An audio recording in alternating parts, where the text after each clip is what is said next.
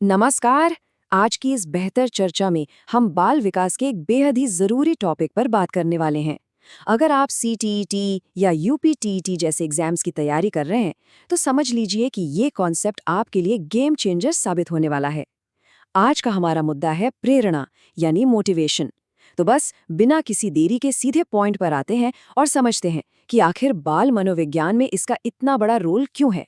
फटाफट आज के सेशन के मेन पॉइंट्स देख लेते हैं। हम बिल्कुल बेसिक से शुरू करेंगे कि प्रेरणा आखिर है क्या, इसके अलग अलग टाइप्स को समझेंगे, एक टीचर के नजरिए से इसकी अहमियत क्या है, और लास्ट में एग्जाम के पॉइंट ऑफ व्यू से कुछ इंपॉर्टेंट सवालों की प्रैक्टिस भी करेंगे। चलिए शुरू करते हैं।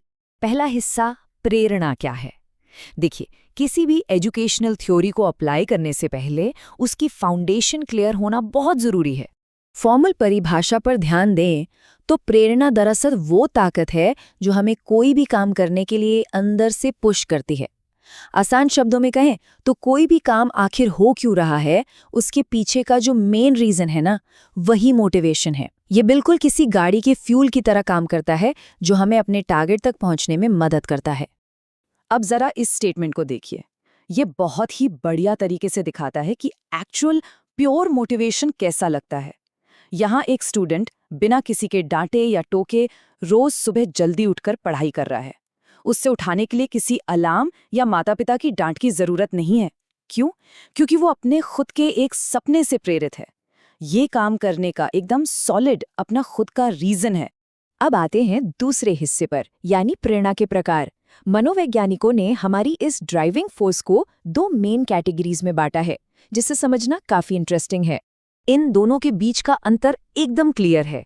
बाईं ओर है आंतरिक प्रेरणा या इंट्रिंसिक मोटिवेशन, जो बिल्कुल हमारे अंदर से आती है, जैसे किसी काम को करके मिलने वाली खुशी या अपना कोई पैशन।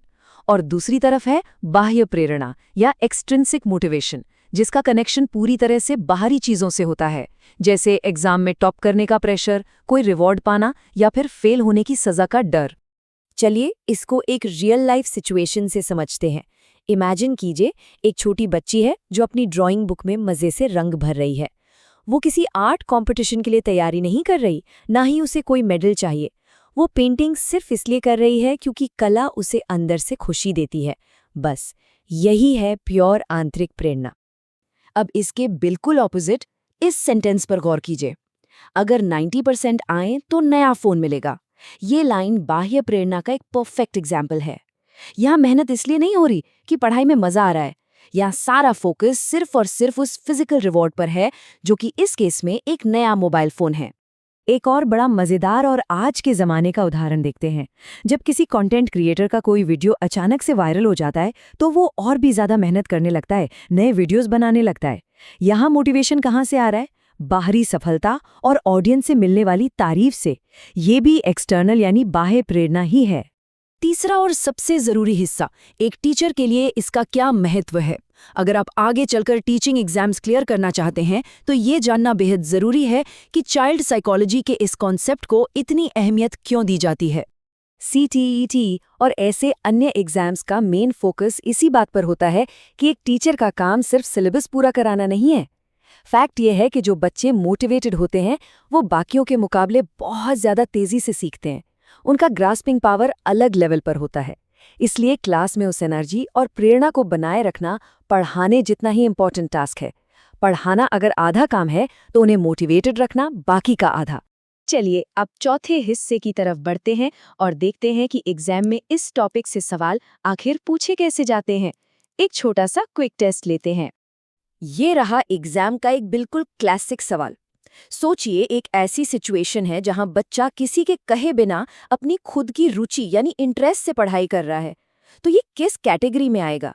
ऑप्शंस पर नजर डालिए। क्या ये बाह्य प्रेरणा है, आंतरिक है, नकारात्मक है या सामाजिक प्रेरणा है? और बिल्कुल सही सोचा आपने। सही जवाब है ऑप्शन बी, आंतरिक प्रेरणा।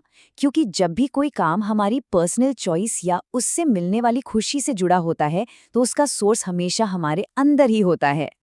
अब इस सिचुएशन को पूरा उल्टा कर देते हैं। अगर किसी बच्चे की पढ़ाई करने के पीछे का एकमात्र मकसद सिर्फ और सिर्फ कोई इनाम या प्राइज पाना हो, तब ये कौन सी प्रेरणा कहलाएगी?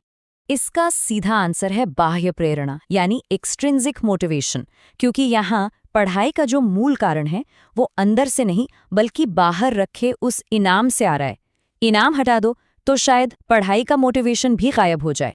एग्जाम्स में तो आप इन कॉन्सेप्ट्स को टिक करके मार्क्स ले आएंगे, पर एक फ्यूचर एजुकेटर के तौर पर असली चैलेंज तो क्लासरूम में आता है।